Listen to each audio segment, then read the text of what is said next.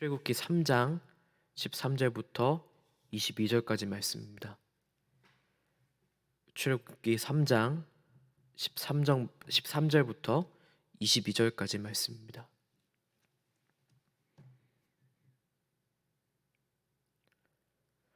모세가 하나님께 아뢰되 내가 이스라엘 자손에게 가서 이르기를 너희 조상이 하나님이 나를 너희에게 보내셨다 하면 그들이 내게 묻기를 그의 이름이 무엇이냐 하리니 내가 무엇이라고 그들에게 말하리이까.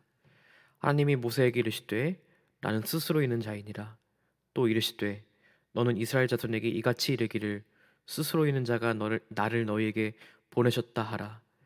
하나님이 또 모세에게 이르시되 너는 이스라엘 자손에게 이같이 이르기를 너희 조상의 하나님 여호와 곧 아브라함의 하나님, 이삭의 하나님, 야곱의 하나님께서 나를 너희에게 보내셨다 하라.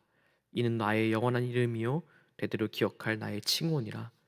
너는 가서 이스라엘의 장로들을 모으고 그들에게 이르기를 여호와 너희 조상의 하나님 곧 아브라함과 이삭과 야곱의 하나님이 내게 나타나 이르시되 내가 너희를 돌보아 너희가 애굽에서 당한 일을 확실히 보아노라.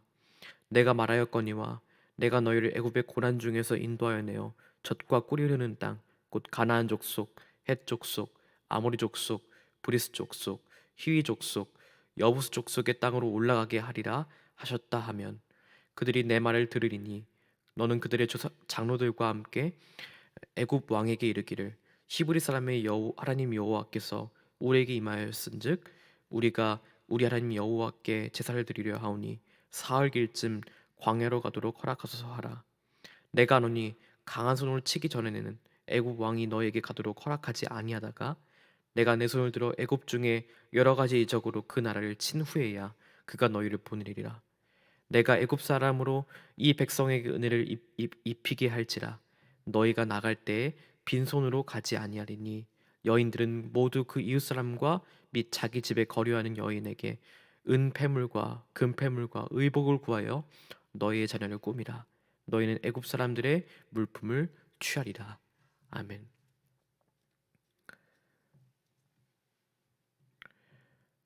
이 새벽 자리에 나오신 여러분들을 환영으로 축복합니다. 오늘 말씀을 사모하여 나오신 여러분들을 정말 환영합니다.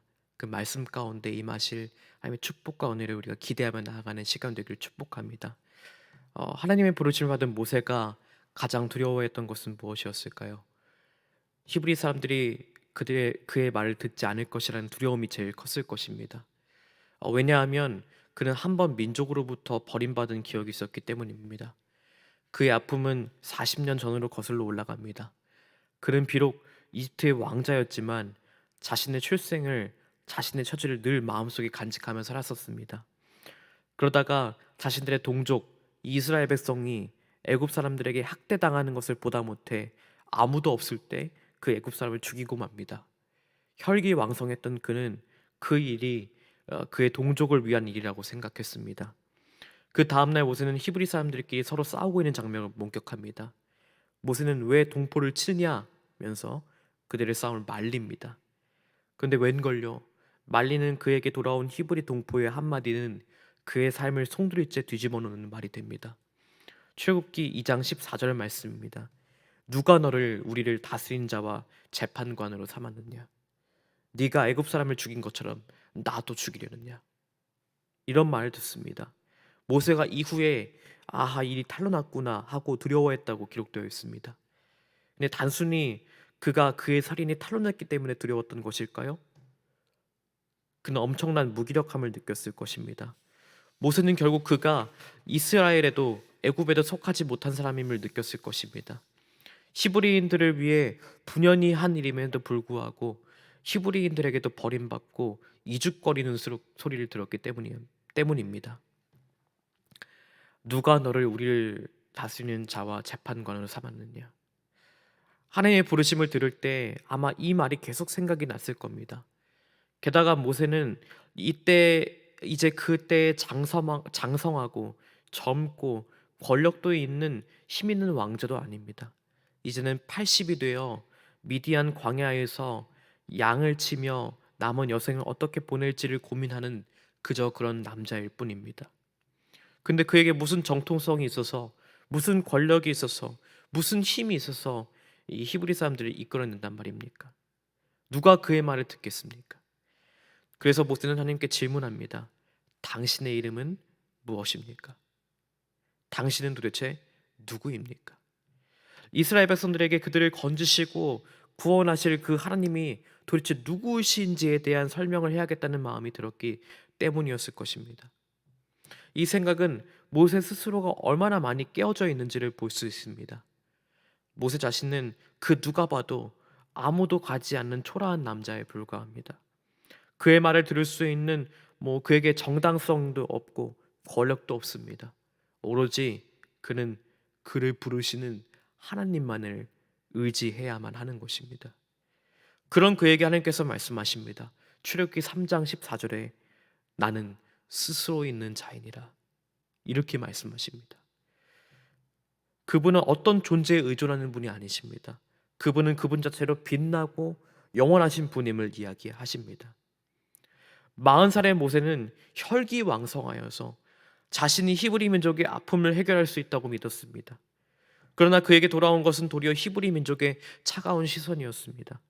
모세는 스스로 그 자체로 빛날 수 없었기 때문이었습니다. 변방의 미디안 광야에서 목자로 살길 40년, 이제 가신 것이 조금도 없던 그때 비로소 모세는 하나님을 보게 되었습니다. 그 자체로 빛나시는 분을 만나게 되었습니다. 이제 그는 그 자체로 존재하시는 분에게 그의 삶을 맡기는 일만 남았을 뿐입니다. 히브리 민족이 아픔을 해결하는 일도 주님의 주권 아래에 있으며 애굽에서 나오게 되는 일도 하나님의 능력 아래에 있음을 인정할 수밖에 없는 것입니다. 이후에 하나님께서는 모세가 해야 할 방법을 알려주십니다. 먼저 백성들의 장로들을 만나서 하나님의 말씀을 어떻게 전할지를 알려주십니다. 억압받는 백성들을 외면하지 않으셨던 하나님께서 이제 그들을 탈출시켜 젖과 꿀이 흐르는 약속의 땅으로 보내실 것입니다. 그리고 그들은 바로에게 가서 사흘길 가는 광야에 이르러 거기서 제사를 드리겠다고 요청해야 합니다.